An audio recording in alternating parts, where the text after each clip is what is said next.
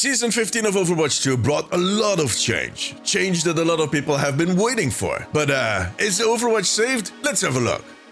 If you have been following me for a while, you know that I'm not one of those creators that would claim that Overwatch was dead. But I'm also the first to admit that the Overwatch team and the game have gone through a few rough years. Starting with the lack of content when they originally announced Overwatch 2 back in 2019. And then eventually when Overwatch 2 was released, it did not really match the expectations of the community. After which, it just kept getting worse. Until they scrapped all of PvE and fired a bunch of people at the start of 2024. And that was exactly the moment that a lot of players kind of gave up on the game. It was also the moment that the perception issue that this game has been struggling with since forever reached its peak, where it became more profitable for creators to kind of just trash the game and work out personal feuds with some of the developers. It was a rough time. However, a large part of the player base just kept playing the game, and a good deal of creators stuck with that game, being critical yet hopeful. Because we knew that the team that was behind that game was in the first instance capable, but above all also very passionate about the game they were making. There also was new leadership on a Blizzard level, a new owner. There was potential for them to turn the ship around. And both for the developers and the player base, it was not an easy time. Let's just say that this game is dead was a recurring theme throughout all of my comments. And when Marvel Rivals released, that tone just slightly shifted and got a lot worse. Even more people were abandoning Overwatch. But then, last week, Team 4, the development team behind Overwatch, hit back in a major way. They invited a group of creators, including myself, to their campus in Irvine, California. And they set up a broadcast outlining the coming seasons for Overwatch 2. All of the big changes that they had planned, that they had been working on for a long time. But contrary to some of these previous updates, it was not just about new heroes, new maps, new game modes. It was so much more. It ran so much deeper. Team 4 was and still is taking a big swing. In the first instance by adding perks to all of the game modes, which is basically a leveling system that allows you to customize your experience mid-game. They brought back loot boxes, and they announced the most revolutionary change they've ever done within the Overwatch space. Stadium. A whole new vertical within the game that is not set to be released in 1 or 2 years. No, it is going to be released in April, Season 16. Now, I made videos on all of these changes in the last few days. Go check them out. I also have a video planned on the new hero later this week. In other words, make sure to subscribe. Now, perks have been out for a few days. We all got to try them. We all got to try the new loot boxes. And the new competitive changes definitely got tested. And overall, the vibe within the community, both those diehards, but also the players that return just for these new features, has been quite positive. In the first week, Overwatch managed to outperform the competitors on Twitch, which they hadn't done in quite a while. And lo and behold, they managed to raise their review status on Steam from negative to mixed in the last few weeks. That is impressive. There are, of course, people that think that these changes are either not enough or they are too late.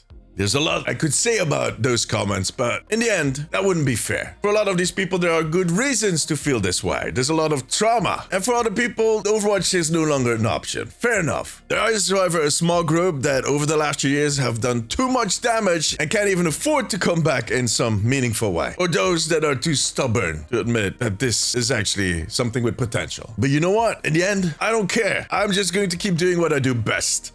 Eating pizza. And making videos, of course.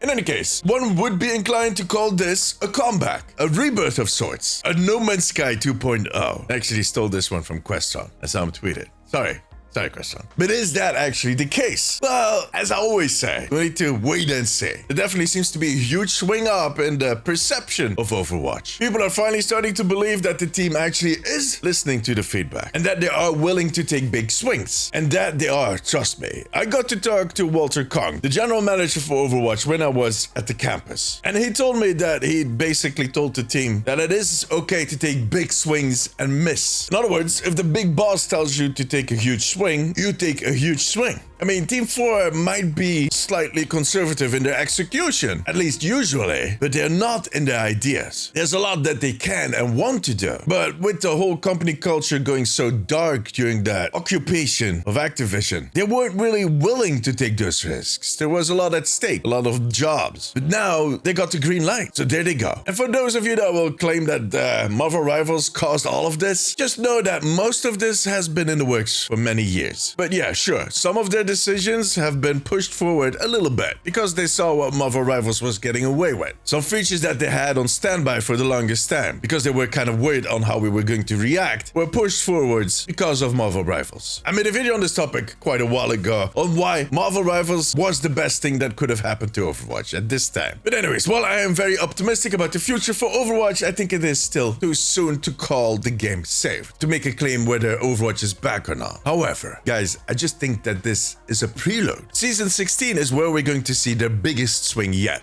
Stadium, on top of a new hero, which is going to take that new era of Overwatch that just started with Season 15 and just kick it into a higher gear. I feel pretty comfortable that at that point, Overwatch is going to be back. And I'm going to be cracking open a bottle of Pepsi. I don't like champagne, sorry.